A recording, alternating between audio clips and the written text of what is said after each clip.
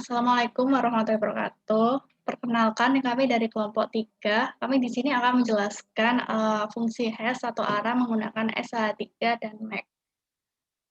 Berikut merupakan anggota dari kelompok kami, yaitu ada saya sendiri, Herwinda Marwa, NRP 0531194009, adapun Rizky Wijaya, NRP 0531194014, Alessandro Leonardo, NRP 0531194018, Safira Firdausi, NRP 0531194040, dan yang terakhir Muhammad Ilmi Ramadan, NRP 0531194444. Jadi apa saja yang akan dibahas pada presentasi kali ini? Jadi yang pertama yaitu ada apa itu hashing. Kami akan menjelaskan konsep dasar dari hashing itu sendiri. Lalu yang kedua itu ada MAC. Pada MAC ini tuh ada pengertian umum dan jenis-jenis dari MAC itu sendiri. Selanjutnya itu ada contoh MAC. Ini seperti visualisasi dari algoritma MAC-nya itu seperti apa, tata cara kerjanya. Lalu ada sistem autentikasi MAC, di mana ini tuh membahas mengenai efisiensi algoritma sign-in sama validity. Selanjutnya ada SHA-3. Ini membahas mengenai pengertian dan langkah-langkah SHA-3. Adapun konstruksi dari SHA-3 seperti bentuk konstruksi algoritma SHA-3, lalu kelebihan dan kekurangan dari tiap-tiap metode. Lalu penggunaan MAC dan SHA itu biasa ditemukan di mana saja. Jadi yang pertama, materi hash akan saya pribadi yang akan menjelaskan. Jadi pengertian dari hashing itu sendiri yaitu adalah proses menghasilkan output data yang panjangnya tetap dan sama dari inputan data yang panjangnya variatif. Nah, hashing itu biasanya gunanya adalah untuk pengamanan data dengan metode penyandian atau enkripsi. Adapun salah satu jenisnya itu ada fungsi hashing satu arah, di mana fungsi hashing satu arah ini tuh yang bekerjanya itu searah seperti namanya. Maksud di sini itu pesan yang telah diubah menjadi messages tidak dapat dikembalikan ke pesan semula. Adapun sifat-sifat hashing satu arah, yang pertama itu ukurannya itu apa saja. Jadi dapat diterapkan pada blok data berukuran berapapun. Panjangnya tetap, jadi hasil nilai atau value hanya itu panjangnya itu tetap, lalu mudah dihitung untuk setiap nilai X yang diberikan, lalu setiap hasil hash itu tuh tidak dapat dikembalikan ke semula, atau yang disebut sebagai one-way hash function. Fungsi hash satu arah ini tuh ada beberapa contohnya, yaitu MD2, MD4, MD5, lalu ada pun secure hash function atau HSA, lalu ada snapRule, ada nhash, dan wrap MD. Nah, fungsi hash itu merupakan publik dan keamanan pada satu arah. Nah, biasanya itu diaplikasikan pada MD5 dan SHA. Selanjutnya, MAC akan dilanjutkan oleh teman saya. Terima kasih, Winda. Baik, jadi saya selanjutnya akan menjelaskan tentang MAC, yang dimana ada pengertian umum dan jenis-jenisnya. Next. Jadi, MAC atau Message Authentication Code merupakan sebuah cryptographic checksum pada data yang menggunakan session key untuk mendeteksi adanya modifikasi data, baik yang disengaja maupun tidak saat pengiriman. Jadi, MAC di sini memerlukan dua input. Yang pertama ada pesan, dan yang kedua ada secret key, yang dimana secret key ini hanya diketahui oleh sender dan receiver yang dituju. Lalu MAC juga mengandung 3 algoritma. Yang pertama ada key generation algorithm, yang kedua ada signing algorithm, dan yang ketiga ada verifying algorithm. Oke, boleh next. Lalu ini selanjutnya ada jenis-jenis MAC. Yang pertama itu unconditionally secure, yang kedua ada stream cipher based, dan yang ketiga ini ada hash function based yang dimana sekarang banyak digunakan. Dan yang keempat ada block cipher base, dan dulu sempat banyak digunakan. Contohnya itu Dash. Oke, boleh next. Lalu ini selanjutnya merupakan contoh MAC yang dimana akan diberikan visualisasi dari algoritmanya. Oke, boleh next. Dan ini merupakan gambar dari algoritma MAC, yang dimana ini akan saya jelaskan dengan singkat dulu.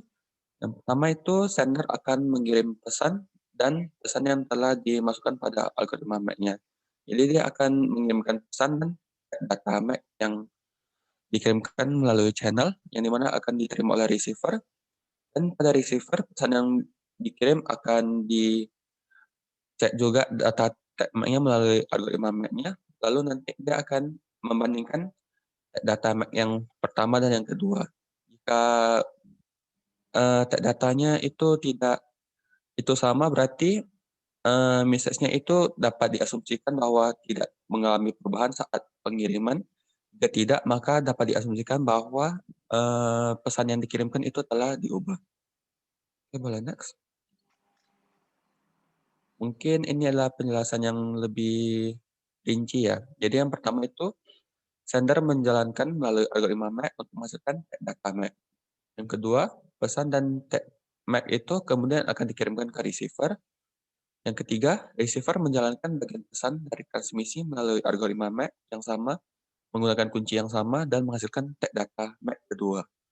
Lalu yang keempat, penerima kemudian membandingkan tag MAC pertama yang diterima dalam transmisi dengan tag MAC yang dihasilkan kedua. Lalu selanjutnya, jika keduanya itu identik, maka penerima dapat dengan aman berasumsi bahwa pesan tidak diubah atau dirusak selama transmisi. Yang kemudian akan dilanjutkan oleh teman saya. Baik, selanjutnya akan dijelaskan mengenai sistem autentikasi MAC. Jadi, mungkin boleh next slide. Jadi, MAC ini mempunyai sebuah sistem autentikasi yang dia ini menggunakan Triple of Efficient Algorithm, yakni GSC. G di sini adalah generator kunci, yang ini memberikan kunci K pada inputan satu pangkat N, di mana N ini adalah security parameter. Lalu ada S, ini penandatanganan atau signing, biasanya disebutnya.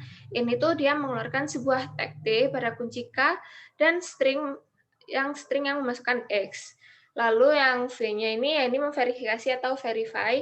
Ini dia itu keluaran diterima atau ditolak pada masukan kunci K, string X, dan tag T. Mungkin selanjutnya. Jadi untuk sistem autentikasinya sendiri ini, yang pertama dia itu harus memenuhi signing dan verifying-nya itu harus memenuhi rumus yang tertera di situ. Selain itu juga MAC itu tidak dapat ditembus untuk tiap serangan atau adversary kelas A yang efisien dengan ketentuan seperti yang tertulis pada PPT seperti itu. Mungkin selanjutnya bisa lanjut ke SHA. Jadi SHA ini secure hash function. Mungkin boleh next. Nah, secure hashing algorithm version 3 ini atau KECAK ini merupakan fungsi hashing one way yang menghasilkan cetakan digital dengan panjang yang dipilih dari inputan data dalam berbagai ukuran. Jadi untuk panjangnya bisa 224, 256, 384, dan 512. Nah, jadi SHA-3 ini awalnya dibuat pada tahun 2012 dengan nama awalnya itu KECAK. Nah, fungsi hash ini itu dirancang oleh salah satunya itu Guido Bertoni. Mungkin boleh lanjut. Nah, untuk langkah-langkah SHA secara umum ini ada dua. Ini pre-processing, ini mengisi data untuk melakukan pemblokiran, dan hash computation, ini proses blok untuk menghasilkan fungsi hash. Nah, untuk pembuatan message-nya sendiri ini, kalau menggunakan hash SHA-3 digest secara garis besar itu pertama dia itu akan menambahkan padding bits, lalu menambahkan nilai panjang pesan semula.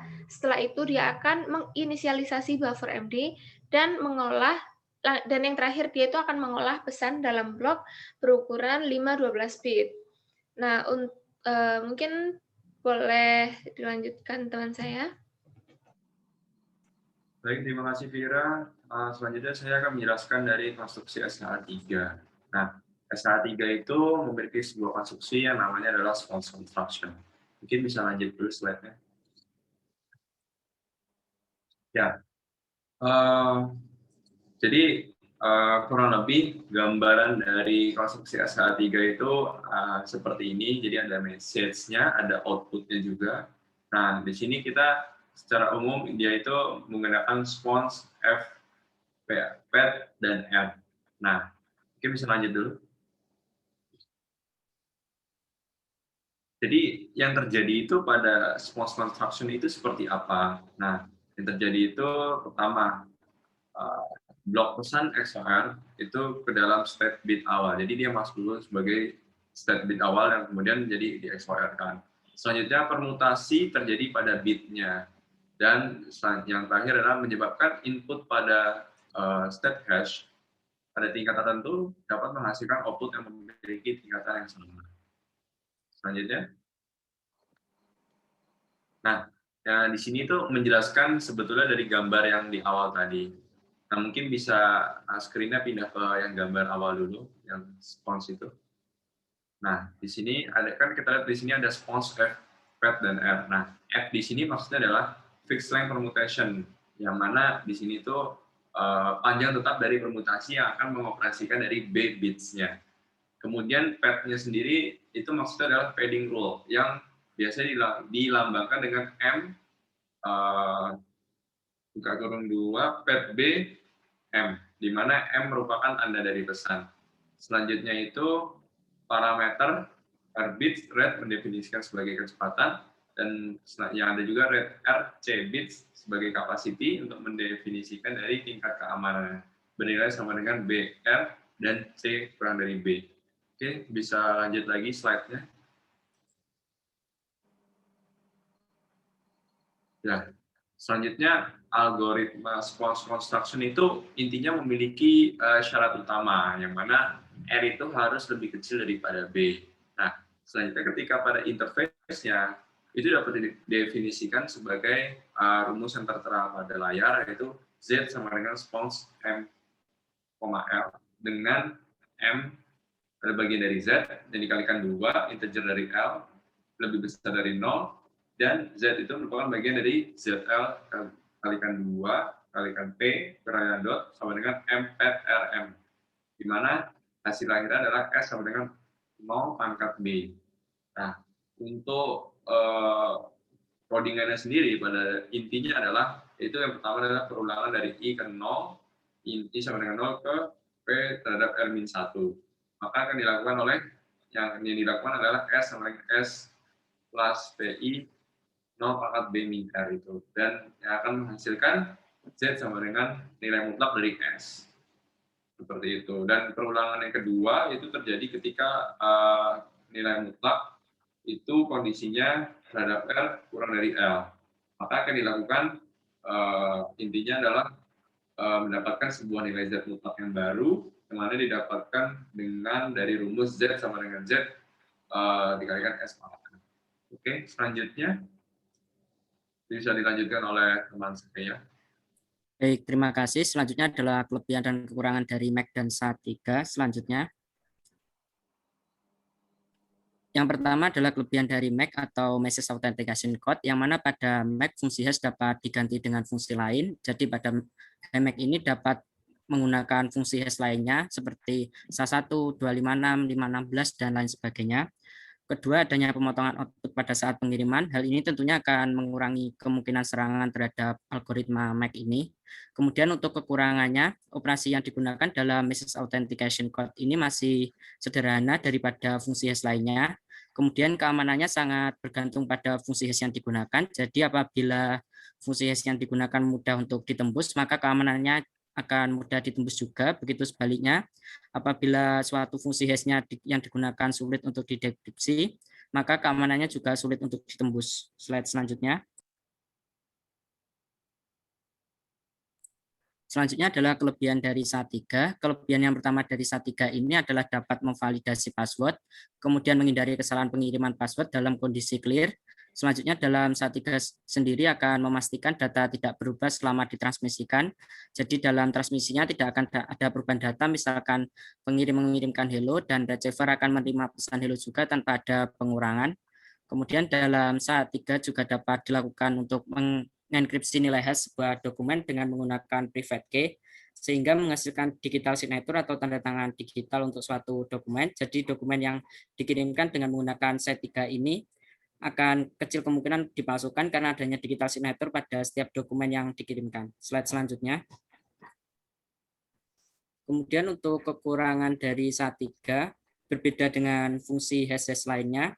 Pada fungsi hash SHA-3 ini memerlukan memori yang cukup besar dalam melakukan hashing. Kemudian dalam pemetaan blok harus dalam jumlah space memori yang besar karena perputaran dari SHA-3 ini hingga 512 bit. Slide selanjutnya.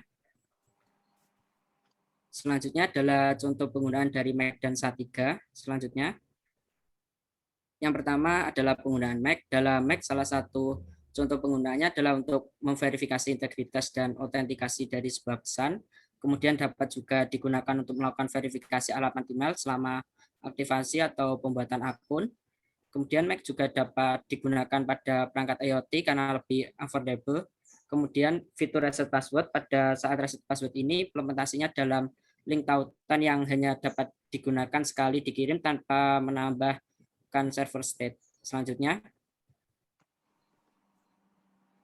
kemudian contoh dari penggunaan SHA-3. Yang pertama, SHA-3 ini sangat efisien untuk diimplementasikan di software. Biasanya digunakan dalam operasi boolean seperti true and false, dan SHA-3 ini juga lebih cost efektif dibandingkan algoritma keamanan lainnya.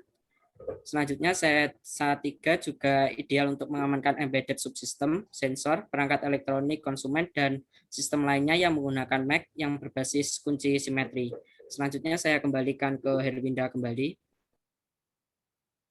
Baik, sekian dari kelompok kami. Mohon maaf jika ada salah kata. Terima kasih atas perhatiannya.